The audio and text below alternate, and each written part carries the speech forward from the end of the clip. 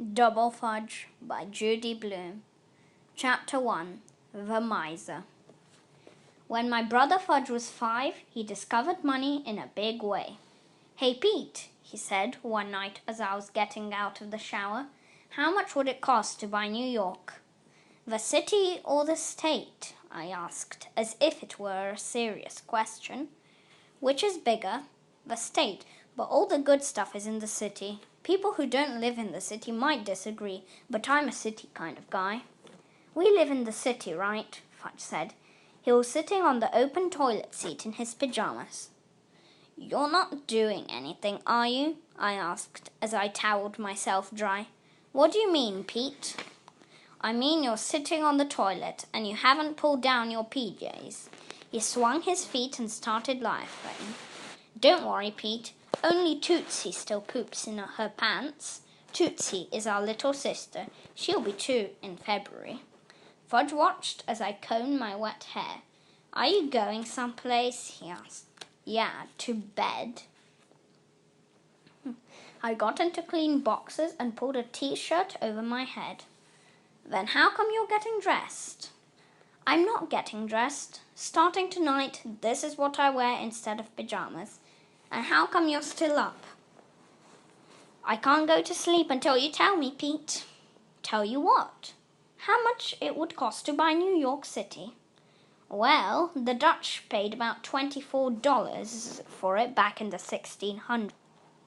$24? His eyes opened wide. "That's all?" "Yeah, it was a real bargain, but don't get your hopes up. That's not what it would cost today, even if it were for sale, which it's not." "How do you know, Pete?" "Believe me, I know." "But how?" "Listen, Fudge, by the time you're 12, there's a lot of stuff you know, and you don't even know how you know it." He repeated my line. "There's a lot of stuff you know, and you don't even know how you know it." Then he laughed like crazy. "That's a tongue twister, Pete." "No, that's just the truth, Fudge." The next day he was at it again. In the elevator he asked Sheila Tubman, "How much money do you have, Sheila?" "That's not a polite question, Fudgy," she said to him. "Nice people don't talk about their money, especially in these times." Sheila gave me a look like it was my fault my brother has no manners. I hope she's not in my class this year. I hope that every year, and every year she's there, like some kind of itch you can't get rid of, no matter how hard you scratch. "I'm nice," Fudge said, "and I like to talk about money. You want to know how much money I have?" "No," Sheila said. "It's nobody's business but yours." He told her anyway. I knew he would. "I have $14.74. I mize my money every night before I go to sleep." "You mize your money?" Sheila asked. Then she shook her head at me like it's my fault she thinks mize is a word. Henry, who runs the elevator in our building, laughed. "Nothing like having a miser in the family." "You don't have to be a miser, Fudge," Sheila said. "If you like counting money so much, you can work at a bank when you grow up." "Yeah," Fudge said. "I can work at a bank and mize my money all day long." Sheila sighed. "He doesn't get it," she said to me. "He's only 5, I reminded her. "Almost 6, he reminded me. Then he tugged Sheila's arm. "Hey, Sheila, do you know how much the dude paid for New York City?" "The dude?" Sheila asked. "Is that some kind of joke?"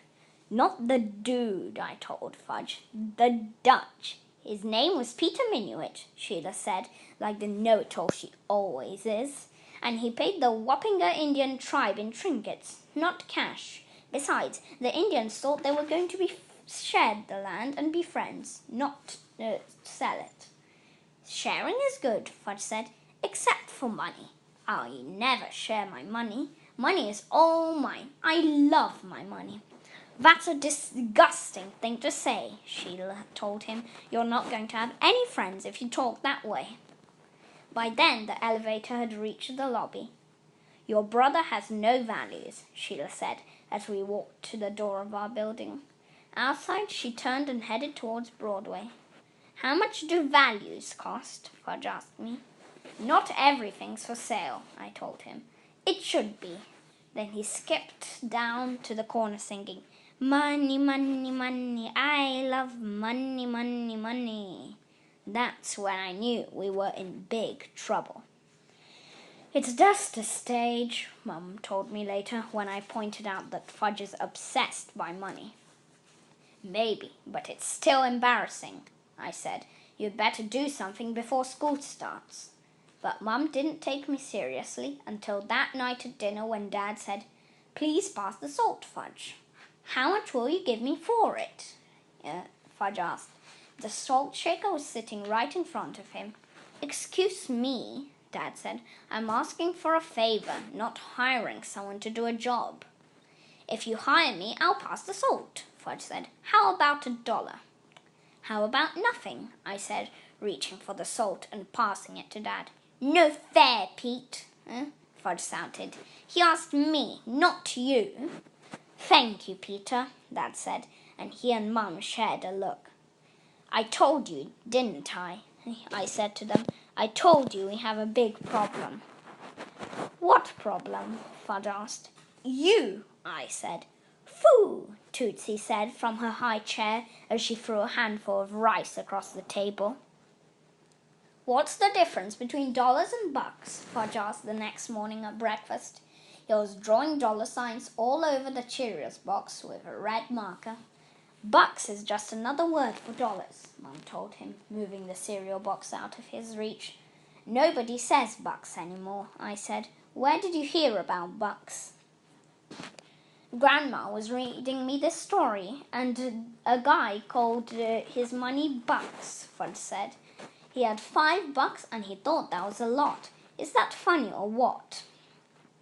He shoveled a handful of dry Cheerios into his mouth, then washed them down with a swig of milk. He refuses to mix his cereal and milk in a bowl like everyone else. $5 is nothing to sneeze at," Dad said, carrying Tootsie into the kitchen. "I remember saving for a model aeroplane that cost $4.99, and in those days that was a lot." Dad sat Tootsie in her high chair and doled out some Cheerios for her. "Somebody's been decorating the cereal box," he said. "Yeah, the misers learned how to draw dollar signs," I said. It wasn't long before the miser started making his own money. "Fudge Bucks," he told us. "I'm going to make 100 million trillion of them." And just like that, with one box of markers and a pack of colored paper, he was on his way. "Soon I'll have enough Fudge Bucks to buy the whole world." "Why don't you start with something smaller?" I suggested. "You don't want to buy the whole world right off, because then you won't have anything to look forward to." "Good idea, Pete. I'll start with Toys R Us." "The kid has no values," I told my parents.